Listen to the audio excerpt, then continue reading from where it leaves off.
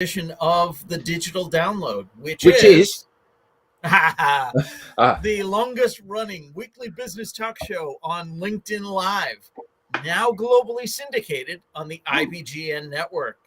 you got your intro patter right, but we forgot a joke, didn't we?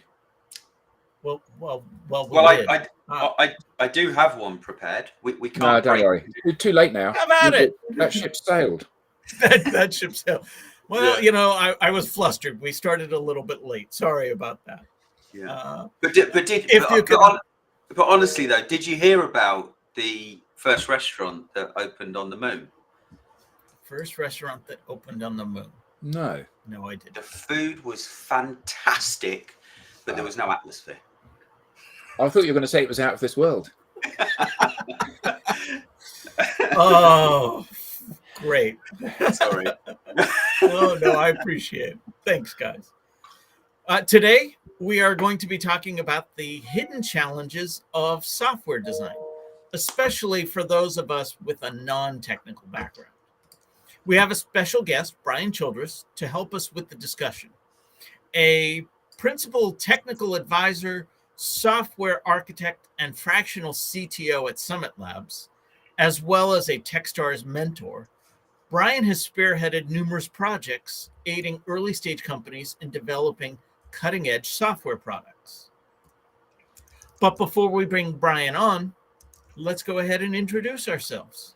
And while we're doing that, why don't you in the audience reach out to a friend, ping them, and have them join us.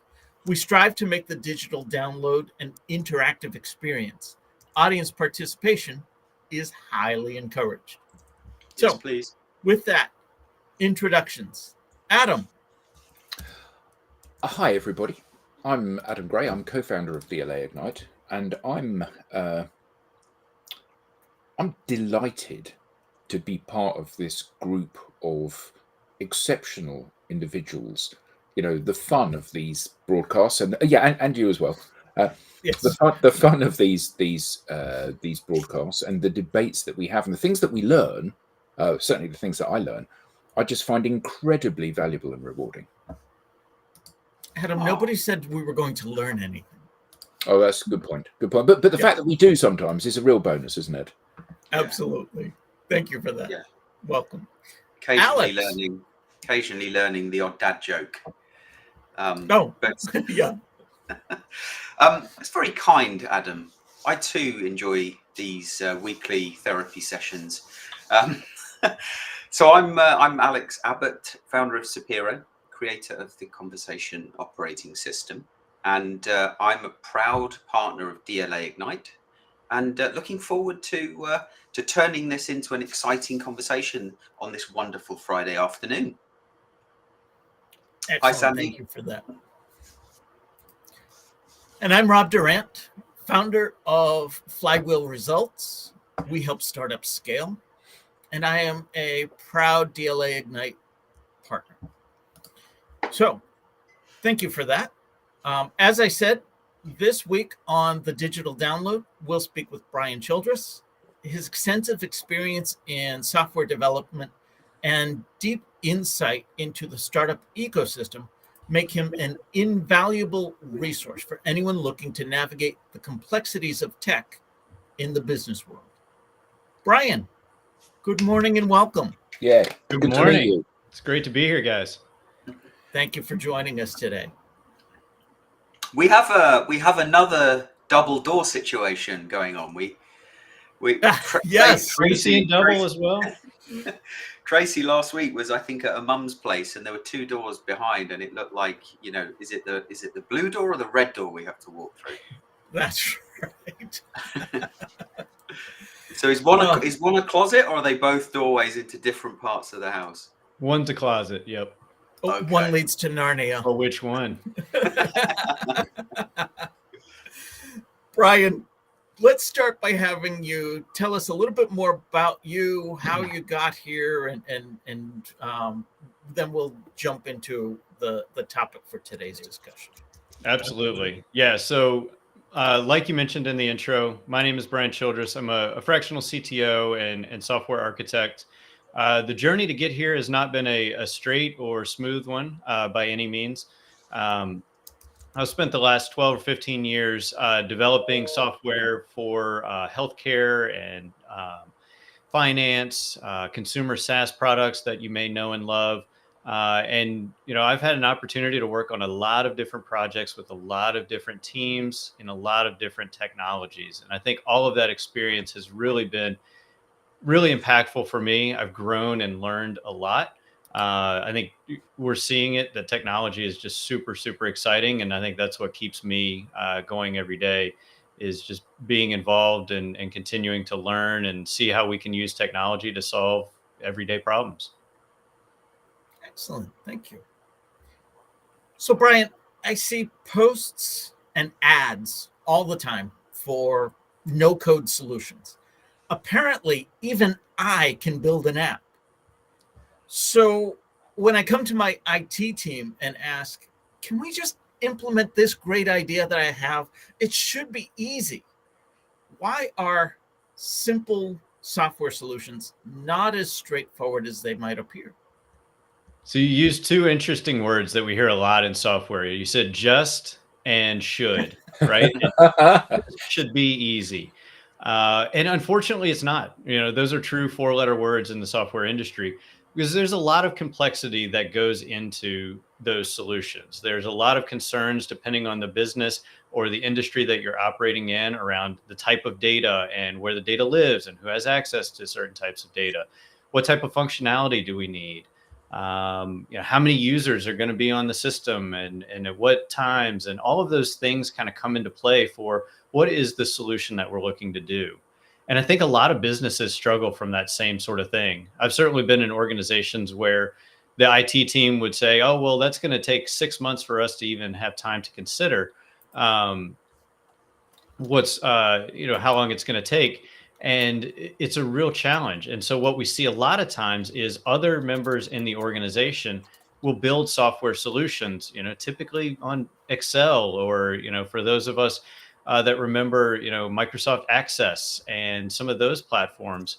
It's really, really interesting how those tend to evolve.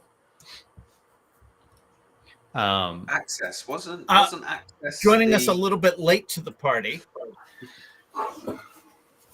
We have Tim Sorry, I'm late. jumping in. Tim, good morning and welcome. Hi, Brian. How you doing? No worries. Great, Tim. Good morning. Good morning. So wasn't Access the tool that you used when Excel ran out of space? For many, that's a good way of describing it. And I've been in organizations where millions of dollars worth of transaction flowed through Microsoft Excel and Microsoft Access databases every day, because the IT team, wasn't able to build that custom software solution. And I think for me, I see that as really the precursor to a lot of the low code and no code tools that we have today, right? A lot of us became Excel wizards as part of our day job. And that kind of gave us that superpower to be able to create software. And really, that's a lot of what I do day to day. I just have maybe some different tools with different names that have different capabilities. Okay. Brian, what are some common misconceptions about software development among non-technical professionals like myself? I think the biggest misconception that I see that I think hurts a lot of folks, non-technical or technical, is that they build something that they don't actually need. And to give you a little bit of background here. So when I work with founders and folks in different teams, and they have this idea, right? I have this fantastic idea and I need an app for that. And so I need to go and find somebody that can build apps. And there are a lot of people all around the world that are willing to take your money to build that app. Unfortunately, a lot of times the thing that we're trying to solve doesn't necessarily need an app. It doesn't need a custom software solution. But we tend to go down that road, especially as non-technical folks, because that's how what we tend to understand or conflate with a technical solution is, I need something that's complex and hard and costly and takes a long time to build. And usually that's not the case. Back to kind of my earlier example where a lot of companies are using Excel spreadsheets to do their day-to-day business. A lot of times that's sufficient. But if we start to get it into our mind that we need to build this technical solution, that's the route we go down, and we don't really kind of look back and make sure that we're headed in the right direction. Okay. So, how do you manage expectations when a non-technical client or team members propose ideas that are more complex than they realize? I think it's important to really look at why are they suggesting that particular solution. There's some sort of driving factor behind it. Maybe they are concerned about the stability of the system, so they want to make sure that it has such a robust set of tools and architectures that the system can never go down or can never be unavailable. And so really for me, instead of kind of saying that the technology that they've chosen is bad or it's too complex, I try to get to the underlying driver behind it. What is it that we're trying to do? What are we trying to eliminate as a possibility? And using that to then help decide some of the technical decisions. And then for me, kind of dialing back some of that complexity is really where I spend a lot of my time. And so I want to focus on what is the simple version of that. I think Tim Ferriss says it often, like, what would easy look like? What would it mean for it to be easy? Because then if we can solve that problem and we can do it quickly and easily and cost effective, then cool, we can move on with other things that we want to do instead of spending our time kind of building this super complex thing that at the end of the day we never needed. So when you say app, are you referring to something which sits on your desktop or on your servers or on your mainframe, or are you referring to something that sits on your phone? I think all of the above. Yeah, you see that a lot, right? For many of us, our cell phones are our, tether to the world. They are that gateway, that ultimate distraction device. And so that's what we think about. Oh, I need an app for this thing, or it could be something that's a website or, a desktop app. And so that's one of the areas that I spend a lot of time is just making sure we're using the same word in the same way, right? We have the same definition, because my version of app and your version of app could be very, very different. And I kind of, in the early days of mobile stuff, where smartphones were relatively new, shipping large amounts of data was costly and problematic because we had 3G, we didn't have 4G, 5G, LTE, whatever. And the advantage for me, the user, for having an app was that lots of the content was embedded in the app, so not much data needed to move between you and me. And the advantage for you in building an app was you had a footprint on my home screen, which you wouldn't have had if I'd have accessed you through a database, a web page rather. But I think that a lot of the kind of issue when people set about building these things is that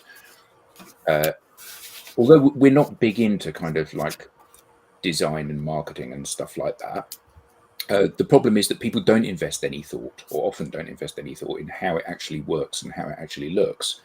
So what you end up with is something where the user interface is a bit like the back end interface of a CMS system, and it just looks clunky and pointless. And I often think that when people set about building apps and resources like that, they're very poorly conceived from end to end. They've got an idea, as you said, about the problem they're trying to solve, but not what that actually looks like. And I think that often the issue with this is that it creates a bad experience for everybody involved. So there are times when an app is absolutely the right thing to do, and times when it's absolutely the wrong thing to do. But I've never built an app, so okay, let's do an app, shall we?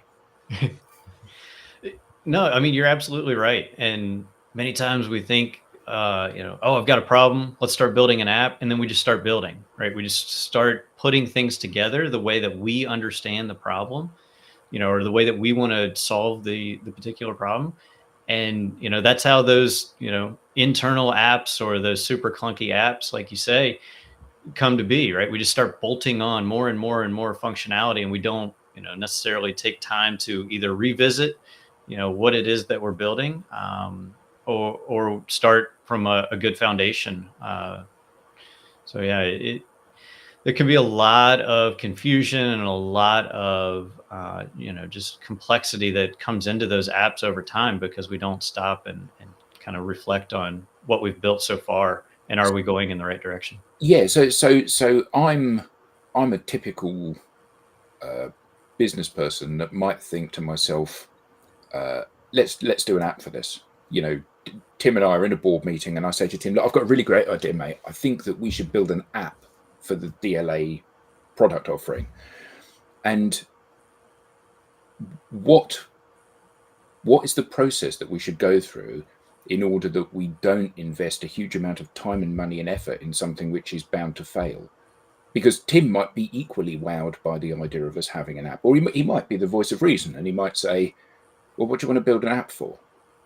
But he might not. So how do we put the brakes on that and really think about this in a strategic kind of way?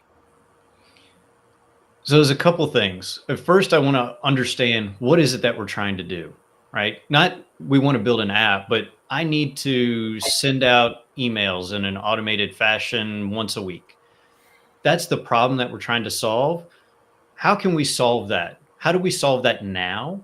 And then try to refine that process. And a friend of mine calls it pain-driven development. So on the software side, we have a lot of things that we do that around how do we develop software. And so pain-driven development is let's do this process that we're trying to automate, that we're trying to build an application for. Let's do it in a manual way. Let's figure it out and let's kind of iron out the pieces. And then once we understand what the process is, then we have a heck of a lot better understanding of, do we need to build an app and what does that app need to start to look like? And so really starting with, let's solve the problem, and then we're going to layer on top technology. And I think a lot of times the projects that we see fail go the other direction. They start with the technology, and then we try and bolt on problems to it. Yeah, the app becomes a solution looking for a problem, doesn't it? Exactly. And the user compares it to the website, let's say, for argument's sake, and they go, well, why would I put this on my phone? Because it works just as effectively on the website. Right. And I need to use it once a month. And so there's no reason for me to have that. Yeah. So, Brian, you mentioned bolt-on a couple of times now. And I know when you and I first talked, you gave me an understanding of tech debt and so on. But I want to come back to the original question. Brian, this is easy. Why can't you just add this button? What is going on behind the scenes that I, as a non-technical user, don't understand, especially when it comes to that interactivity and tech debt and so on that you were explaining to me before? Yeah, absolutely, Rob. And so you used two of my favorite four-letter words in software development, just and easy. So let's say, for example, Rob, you come to me and you say, we just need to add this button where I can download a CSV of the data that I'm looking at, right? There's a big table on the website that shows data for past customers or invoices or something like that. Brian, just add a button for me to download that CSV. Okay. So as a someone that may not be familiar with the technology or with the solution that we already have in place, some of the technology decisions that kind of got us to where we are, that adding that button could be potentially a 6-week endeavor. If we're not careful, it could be a 6-month endeavor, because what sits behind that button is the things that I'm thinking about from a technology standpoint. What does it mean for me to be able to download that CSV or that data in a CSV format? How much data? Where is it coming from? Do you have access to it? Do you have access to all of that data? Is there certain data that needs to be masked or anything along those lines? And so there's a lot of complexity that sits behind me adding a button to a website that you have the ability to click. Really, I'm thinking about that functionality that sits behind it.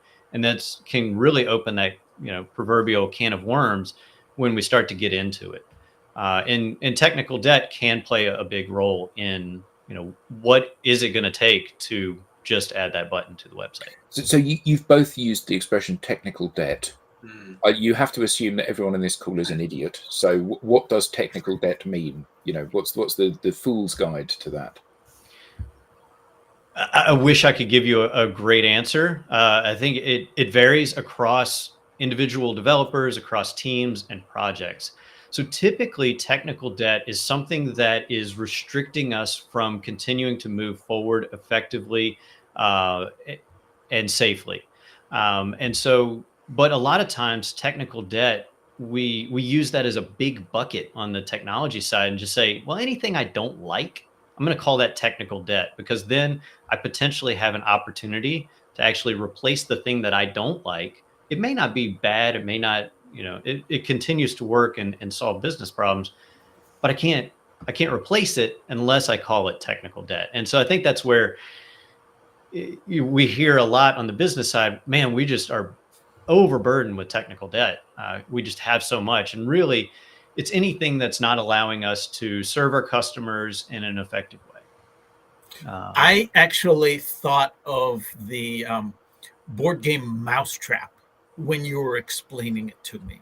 And I don't know if anyone's played Mousetrap, but it had all these little plastic pieces. It was very much like a Rube Goldberg illustration where you add this one piece and then you add this next one. And suddenly, what I think of as technology, which is streamlined and smart, it's got to be smart. It's smarter than me, is actually on the back end this amalgam of band-aids and rubber bands and bubble gum holding everything together, and adding that one more rubber band to the piece, while I thought it should be simple, could cause the whole thing to snap. And that was surprising to me, actually, that what I see as simple is not, because of all of the things that came before it, all of the legacy technology into the programming.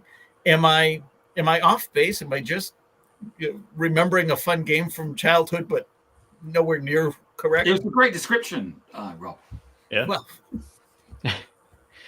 no, I mean, I think that's a great analogy. The game of Mousetrap is a perfect kind of mental framework for how software gets built and where it gets overburdened with, tech debt and that sort of thing. That's a lot of times why we see software projects tend to only last for about 5 to 7 years on average. After that, it's either we throw it away and completely rewrite it, we go with another solution, or we just kind of live with the way things are. So what are some strategies for non-technical people to employ to effectively navigate and contribute to software development? I know nothing, but I know what I need. How can I help you? Help me to understand like your business, the thing that you're trying to solve. Really, where non-technical founders and subject matter experts can really provide the most value to a project is really just, what is it that we're trying to solve? How do you do it now? Like, just, I love when I have an opportunity to kind of actually sit next to someone who's doing the job day to day that we're trying to add software to or automate in some way, and just kind of sit back and just watch how they work. Like, are they going to 3 or 4 different programs to capture data? Are they copying from one and pasting in another? Like, just let me see how that works. Is email involved? Is there other communication platforms? What's the delay? What are the pieces that you're missing? When I can understand that, then, I have that technical background. I know how we can solve some of these problems.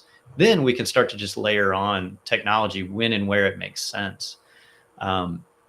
So really, I encourage folks to just tell me what you do day to day. Where are your pain points? Because again, back to those definitions, like when you say you want something, let's say in real time, your definition of real time and mine as a technologist are completely different.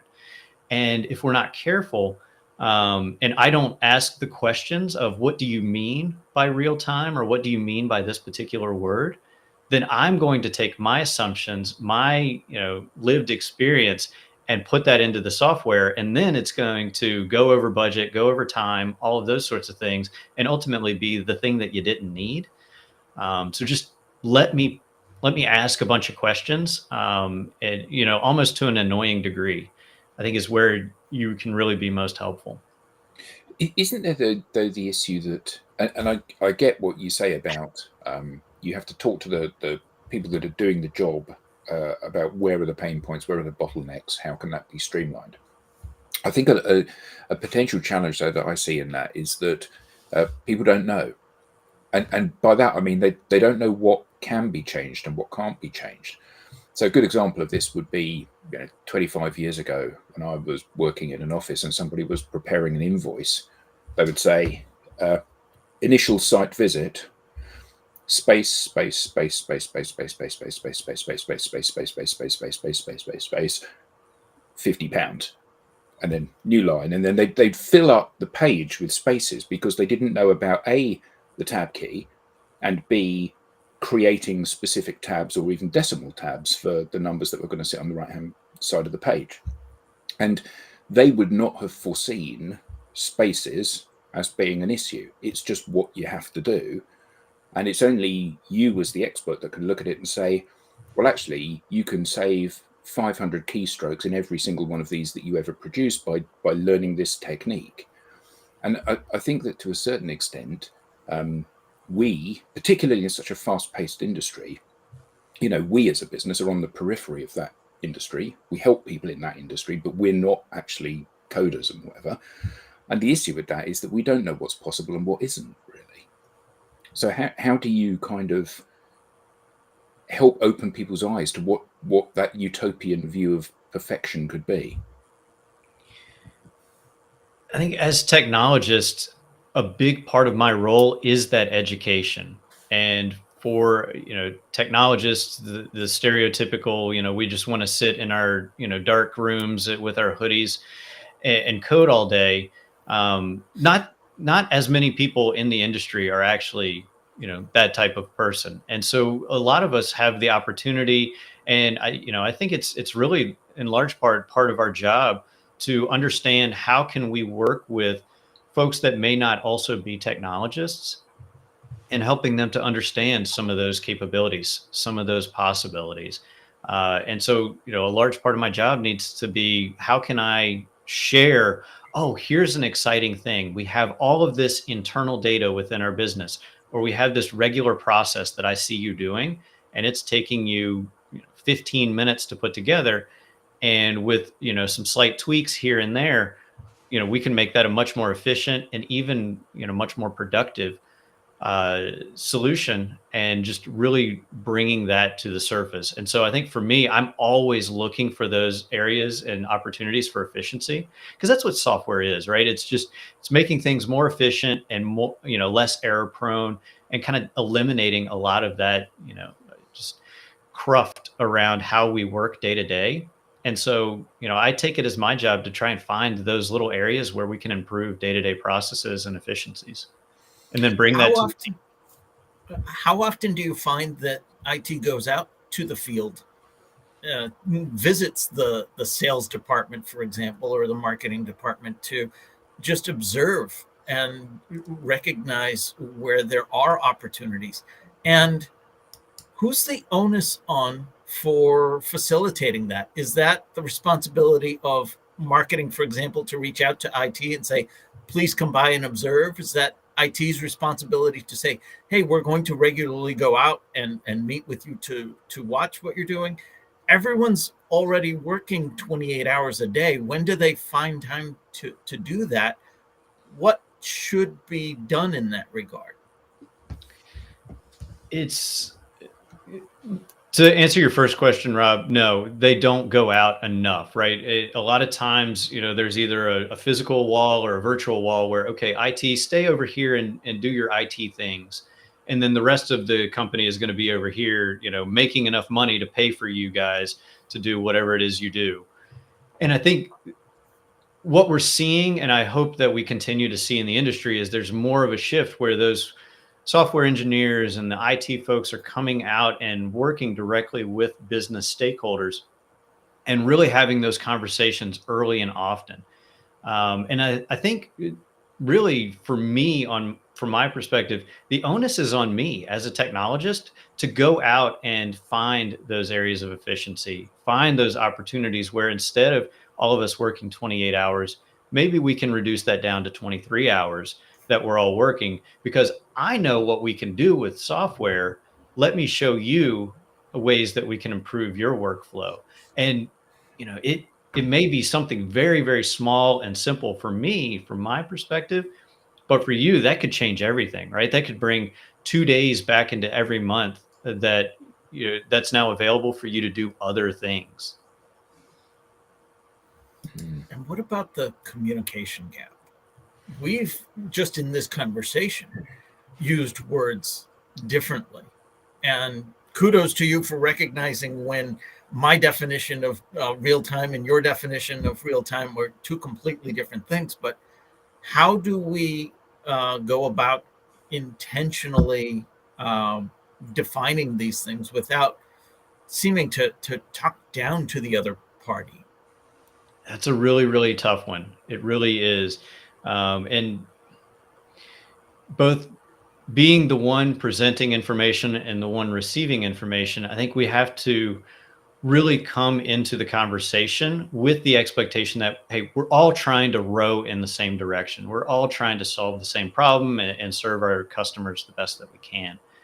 And so I think it's really important to kind of come into the conversation, with our guards down a little bit and just open to receiving that type of information.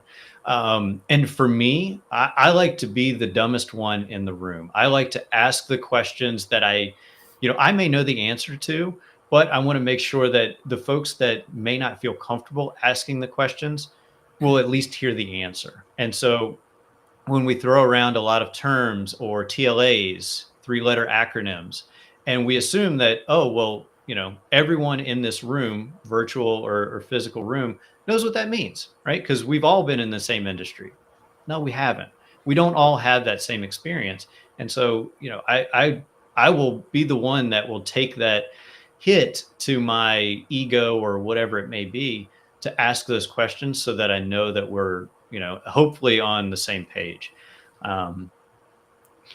It's important to just kind of put ourselves out there and be willing to ask those questions for clarity, because being willing to do that versus potentially going down a completely wrong path, costing us a ton of time and money because we weren't willing to ask that, hey, what did you mean by real time, Rob? Type of question. And Rob, Yes. it's okay to talk down to people. Is it really, Alan? Adam, is it really? Andy. Oh, man.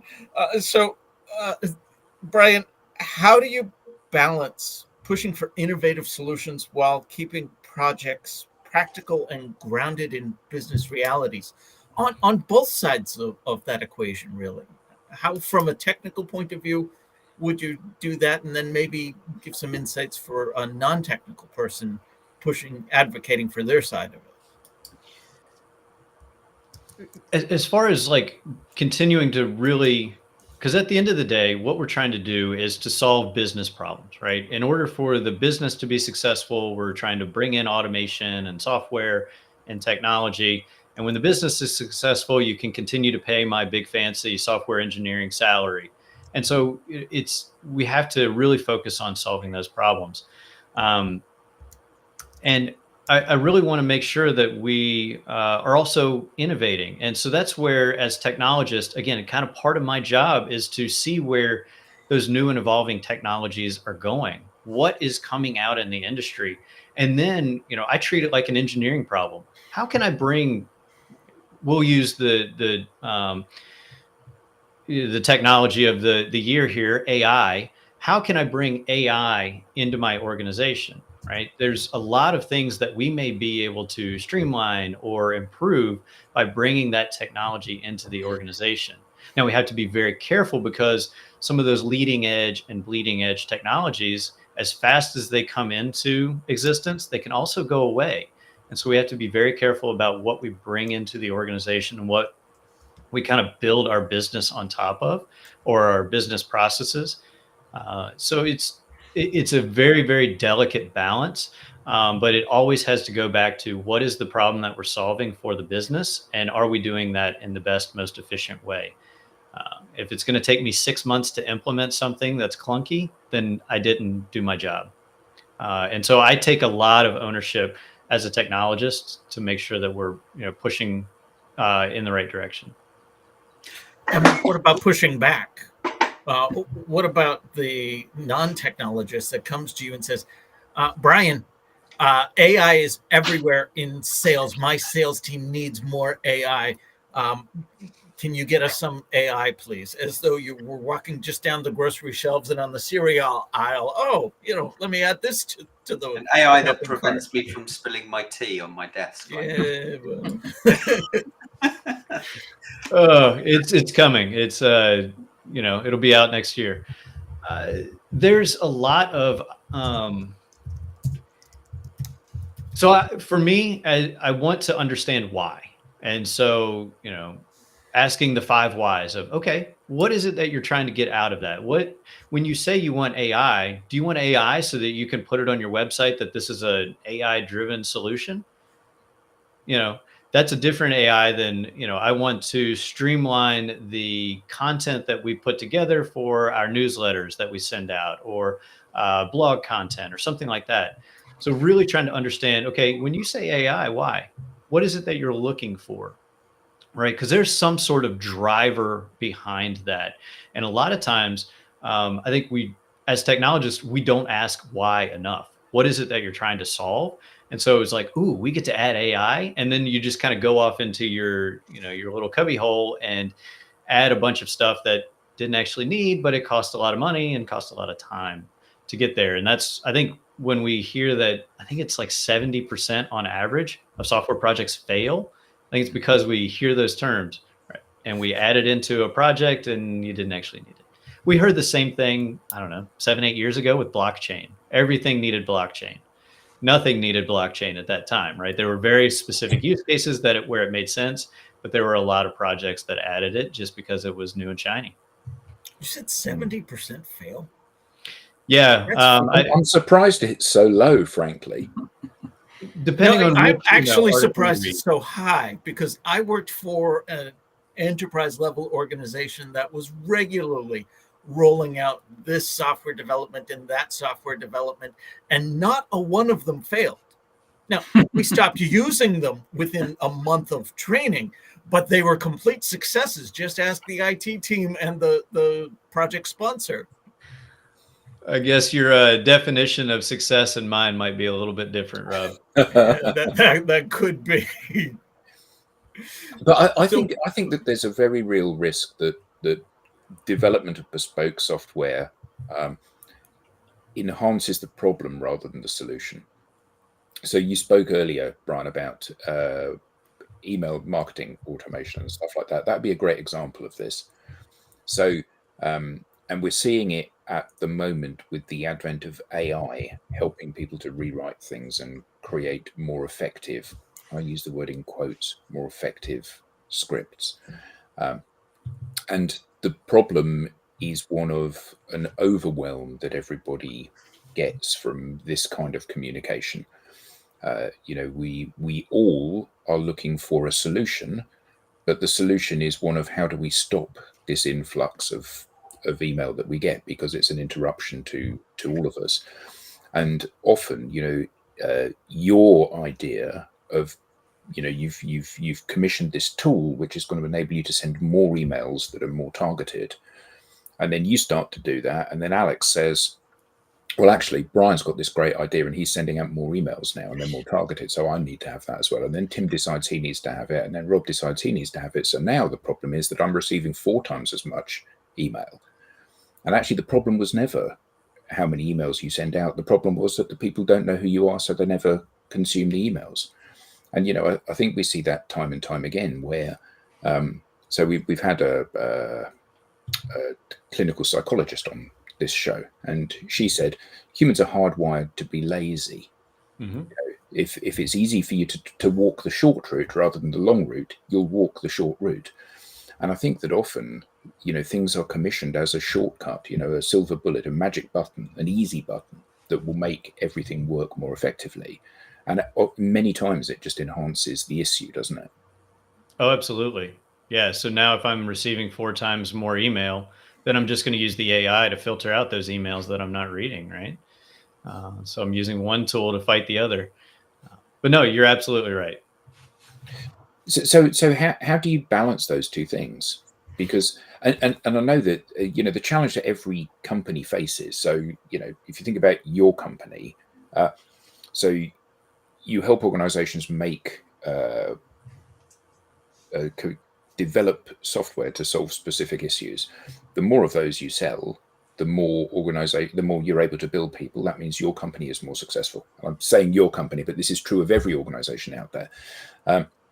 And your issue is not whether or not this compounds the problem. Your issue is that you're now selling more stuff, and that's the same for Alex. That's commissioned his email marketing automation. The thing is, he's got the jump on Tim and Rob. So the great news is that he gets a 15% uplift in sales only for the next 3 months, and then after that, the problem is compounded because he's got this expensive tool that's not now generating any revenue because everybody's got the same thing.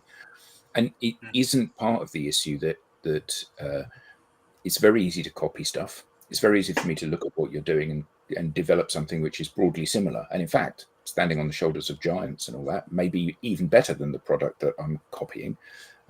And whether it compounds the problem is actually not a concern of mine.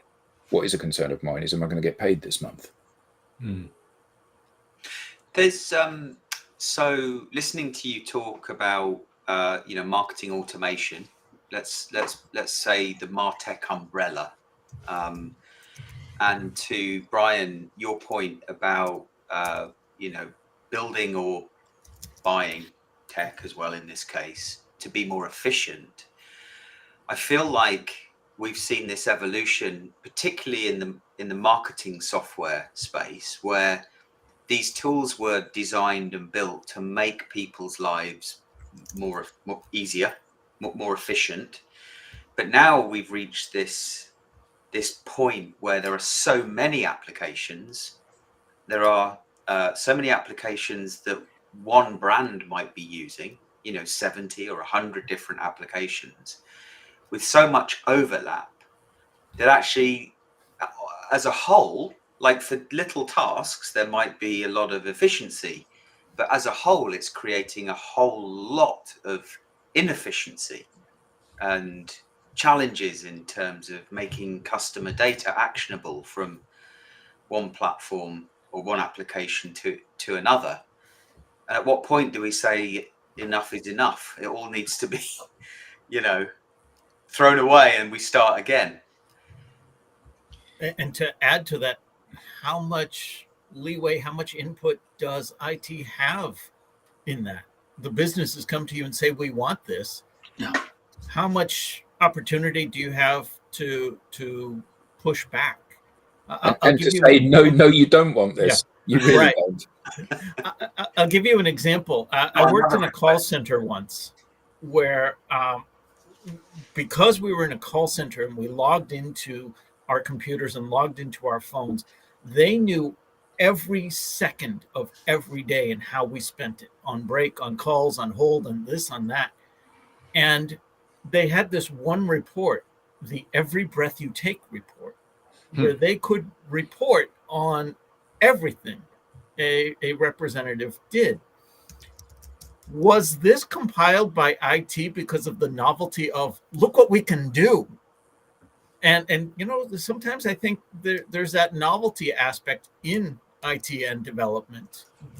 And versus, was it built because the business team went to them and said, we need this, and IT said, yeah, we can do this, not, well, what are you going to use it for?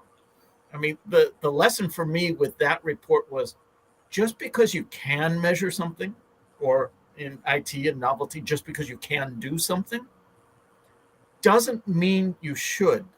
If you're not going to act on it, if you can't apply it.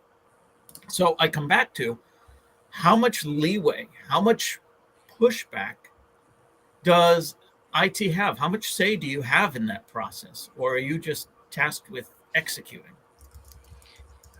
Unfortunately, I think the norm, Rob, is that we don't have a lot of say. In my experience, some of those scenarios, there's been someone else in the organization that said, hey, I think we have a problem, or hey, if I bring in a solution, I might get promoted. And so I'm going to bring in a solution. I'm going to start to talk to sales folks. I'm going to start to, go out to dinners and the golf course and those sorts of things and I'm not picking on sales representatives, but that's kind of how it typically plays out is we found this solution, right? We are sold on it. This is going to solve all of our problems that we ever had and will ever have. And we've allocated budget and we've signed the contracts. Hey, IT, install this and do it as soon as you can. Usually it's at that point in the conversation that IT comes in. It's like, what? I had no idea that this even existed, that this was a problem, that you were even, but now you're going to, sign us up for a $200,000 a year license or something along those lines. And so unfortunately, that's typically how we see it play out in a lot of organizations. Now, I am seeing it shift a little bit in the industry because we are seeing, how that doesn't necessarily play well. And then for me, as part of my job, I need to try and find ways to make friends with those decision makers, those folks that are really, early on in that process. I really kind of want to understand it so that I can kind of keep my ear to the ground, if you will, and see where things are going. And when I can do that, then hopefully, maybe I can help steer us in the right direction. And a lot of that is leadership and communication and has nothing to do with technology at the end of the day. So you coach startups as well through Techstars, I believe you mentor. Um, what are some common misperceptions you've encountered about software development, specifically with startups, and how do you address them? Sometimes from a technical startup point of view, but I'm thinking more so the non-technical startup. When they think, oh, there's just an easy button that can be done, how do you mentor them to help them understand what IT is there for and what they can do? You're probably going to sense a theme here, but I always go back to what is it that we're trying to solve, right? And a lot of times, technical or non-technical folks, we just we try and find the technology to solve the problem without a clear understanding of the problem. So a problem well defined is a problem half solved. And so really what we see a lot of times in these startups is that we start to build something, and we're not validating that idea. We're not going out and talking to our customers. We're not making sure that the thing that we're building, or the way we're building it, or the way that we're targeting our potential customers, all of that is right. And so we spend a ton of time and a lot of resources in building this thing, but we haven't actually spoken to someone about, is this the thing that we need to solve? And so I spend a lot of time with my founders in just making sure that we're headed in the right direction. Another one, sorry. Go ahead, Brian. Just one more that I see a lot hurt non-technical founders is around ownership of their code and the software systems that are being built.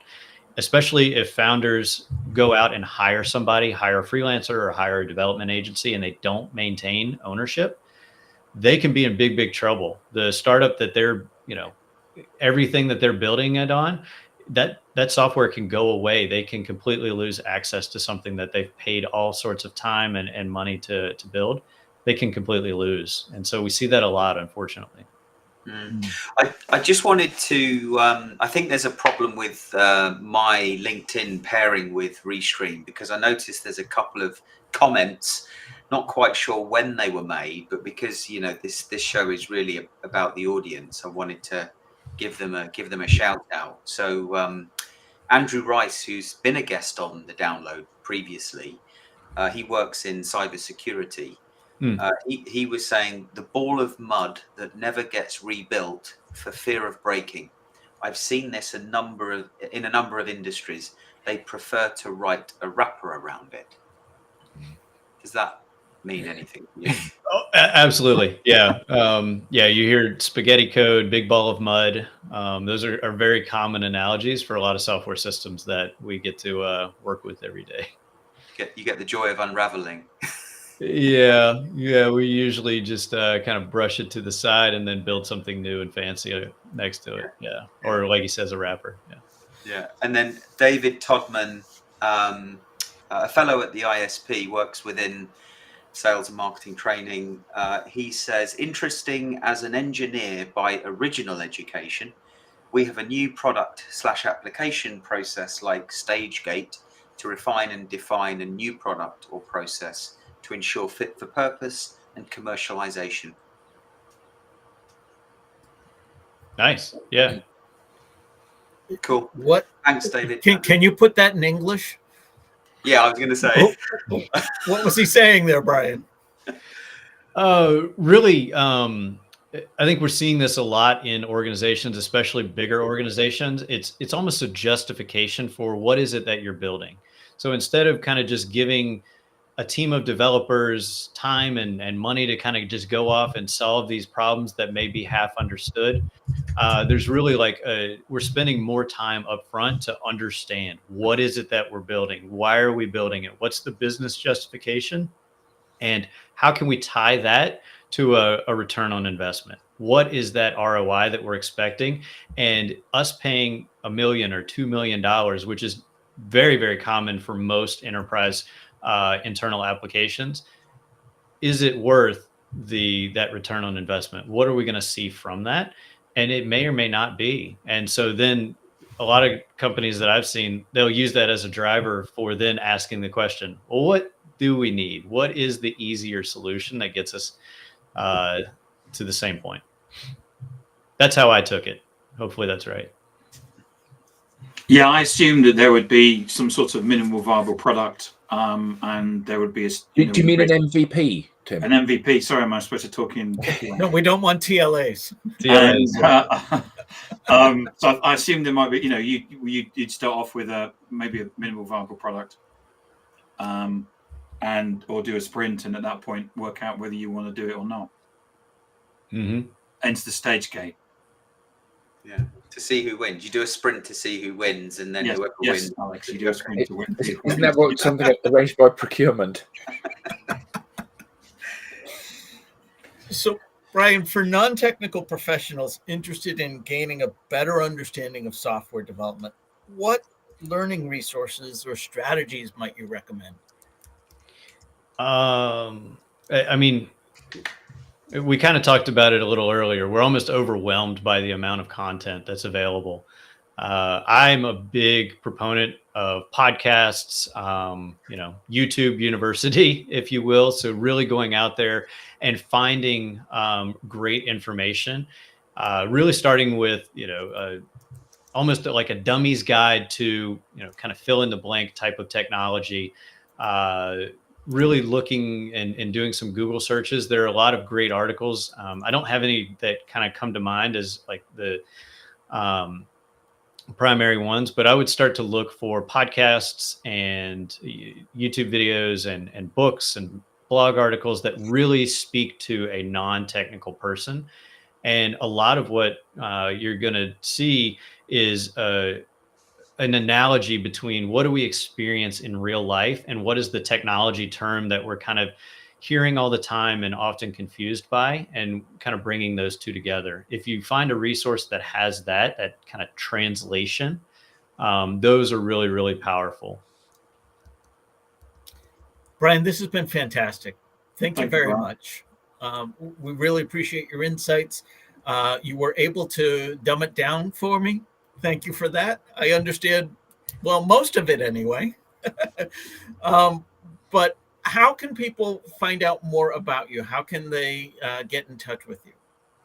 Yeah, it's been fantastic. Thank you all for letting me be here and join you today. The best place to find me is on LinkedIn. I'm most active there. I'm posting regularly, having a lot of conversations in the DM. So I encourage everyone to kind of reach out, connect, and send me a message. Happy to chat. Excellent. Well, for our panelists, for our guest, I want to thank the audience for their active participation in today's session. If you have something to say, if you want to be a part of one of our next digital download episodes, we'd love to hear from you. Visit us at digitaldownload.live and click on the Be Our Guest, or scan the QR code on screen now. Brian, again, thank you so much for being Thank you, here. Brian. Adam, Alex, Tim, as always, thank you. This has been another edition of the Digital Download, which is the longest running weekly business talk show on LinkedIn Live, now globally syndicated. awesome. He can be taught. Fantastic. Eventually. It's only taken 3 years, mate.